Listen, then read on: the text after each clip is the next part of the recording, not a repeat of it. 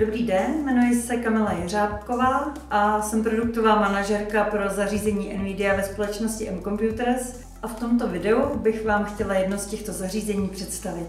DGX Station je jediné datacentrum s výkonem 2,5 petaflops, které schováte pod stůl. No a my tady jednu máme přímo na stole. DGX Station přijde v klasické kartonové krabici s váhou o něco méně než 60 kg. Celý systém potom váží 47 kg a celé balení je poměrně důmyslné.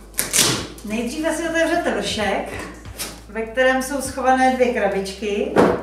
Jedna má v sobě napájecí kabel a druhá příslušenství k DGX Station. V první krabičce máme standardní napájecí kabel a velice šikovné zarážky pro kolečka.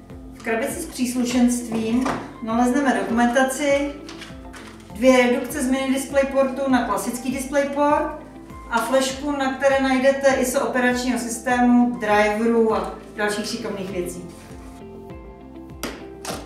Když sundáme vrchní kryt, otevře se nám papírová plošina, po které můžeme jednoduše stationu vytlačit z krabice. Pak už jen zbývá sundat igelit a vyloupne se před vámi DGX Station v celé své kráse. Na první pohled vás určitě zaujme výrazný chladič, který se táhne kolem celé DGX Station. Vepředu najdeme tlačítko napájení, ale to nejzajímavější najdeme ze zadu. Na zadní straně najdeme VGA a sériový port, pak tam máme dvě USBčka, máme tady dedikovaný Gigabit Ethernet port na management, máme tu dva 10 gigabitové porty a pak USB typu C. Dole máme potom přímo výstupy z grafické karty a jedná se o 4 mini display porty. Šasí jde odklopit z obou stran. Na pravé straně se dostaneme přímo ke grafickým kartám DGX Station.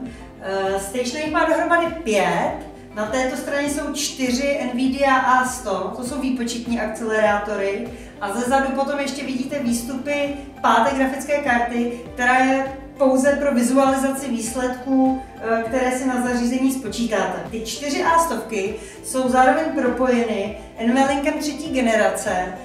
Na rozdíl od jiných karet, které jsou standardně připojovány přes PCI Express generace 3 nebo 4, NVLink dosahuje až 10násobné propustnosti. Když se podíváme dovnitř, pod chladičem najdeme jeden procesor, jedná se o AMD 7742, jedná se o 64-korový procesor, který je doplněn 512 GB operační paměti. Vidíte, je zde osazena v 8 modulech. Další pozice už základní deska neposkytuje, takže je to maximální možná paměť. Dále ještě kapacitu rozšířit můžeme, to je disková kapacita. Zde máme dvě pozice na disky, jedna je obsazená a je to disk 7,68 TB na data. Druhá pozice je volná a můžete si tam dát další disk. A ještě zde pod chladičem se nám schovává disk na operační systém a ten má kapacitu 1,92 TB. Přes PCI Express slot máme na základní desce připojeny jak akcelerátory NVIDIA A100, tak i grafický adaptér se 4 GB pamětí, který, jak jsme si ukazovali, má 4 mini display porty ven. Toto celé, jak procesor, tak i grafické karty, je chlazeno vodou. Jedná se o kompresorové chlazení, je to bezúdržbový systém a nemusíte se bát, že vám někde něco vyteče.